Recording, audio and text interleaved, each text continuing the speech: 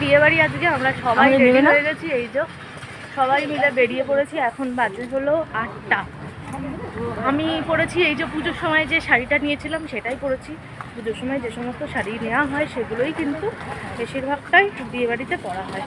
আমাদের একদম পাশের বাড়ি বিয়েবাড়ি, কিন্তু ওটা লজে নেমন্তন্ন আমাদের। এই যে এরকমভাবে সেজেছি, এই মেটাল রয়েছে না, বোঝা যাচ্ছে? এই যে আমাকে কেমন লাগছে অবশ্যই কমেন্ট বক্সে জানাবে। কাকা বলছে আমাকে নে আমাকে নে। আমরা সবাই বেরিয়েছি, ওখানে আমার বোন, কাকা, এখানে আমার ছেলে, এই যে ব্লেজার পরেছে, ওখানে কাকিমা, আমার মা, আর একটা কাকা, বুম্বা, বোন, সবাই সবাই আছে, সবাই। এই যে আমাদের গাড়ি চলে এসছে। এই গাড়িগুলোকে না সেই মনে হয় যেন কিডন্যাপ করে নিয়ে যায়, কিডন্যাপের গাড়ি।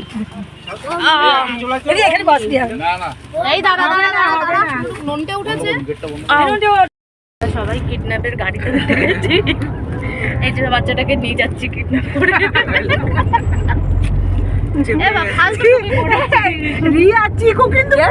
আমরা কিন্তু বিয়েবাড়িতে চলে এসেছি, আর দেখো বিয়েবাড়িটা কি সুন্দরভাবে ফুল দিয়ে ডেকোরেশন করেছে। সকালবেলা যখন নৈহাটি গিয়েছিলাম তখনই দেখতে পাচ্ছিলাম ভীষণ সুন্দরভাবে সাজিয়েছে। আর চলো বর কনে দেখাই, কনে না এখন বর বউ। এই যে দেখো কি সুন্দরভাবে সাজিয়েছে, যে জায়গাটায় মানে বর বউ বসেছিল সেই জায়গাটায়ও ভীষণ সুন্দরভাবে সাজিয়েছে। আমাদের তো বেশ ভালো লাগছিলো। আমি কিছুটা ফটো তুলে একদম সোজা চলে যাব খাওয়ার জায়গায়, যে কী কী স্টার্টারে আছে আমাদের খেতে হবে।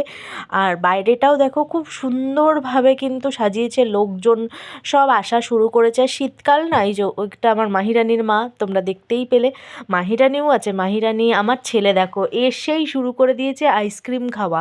ও বিয়েবাড়িতে মূলত এসছে আইসক্রিম আর ফুচকা খেতে। তো এবার আমরা ফুচকা খাবো। আর এই যে ফুচকা কাকুর কাছে কিন্তু এখনও সেইভাবে ভিড়টা হয়নি। তো সবাই আমরা দাঁড়িয়ে পড়েছি, এইবারে হলো ফুচকা খাওয়া শুরু হবে। আর আমার ছেলে পকোড়া নিয়ে এদিক ওদিক করছে। এটা পকোড়া ছিল না, এটা কী বেশ একটা ছিল, ভুলে গেলাম, মানে চিকেনেরই আইটেম। এটা চিকেন কিছু একটা ছিল, যেটা এই মুহূর্তে আমার আর নাম মনে পড়ছে না।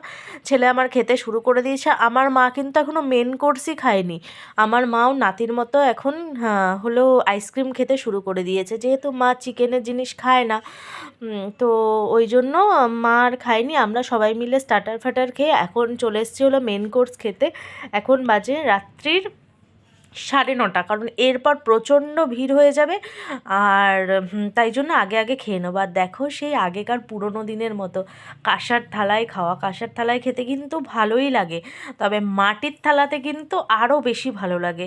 তো যা যা আইটেম ছিল মেনু কার্ডে তো দেখিয়ে দিলাম, মুখে আর বললাম না। খাওয়া দাওয়া হয়ে গিয়েছে, এখন আমরা হলো ছবি তুলছি। এই যে একটা ডিস্কোর জায়গা মতন করেছে, এখানে সবাই ছবি তুলছে, আমরাও গোটা 50 ছবি তুলে নিয়েছি। আর স্টলে পান রয়েছে, এখান থেকে পান নেব, একটা না 2-3টে নেব, পান ঠান নেব। আর ওই দিকে দেখতে পাচ্ছ গরম গরম জিলিপি ভাজছে।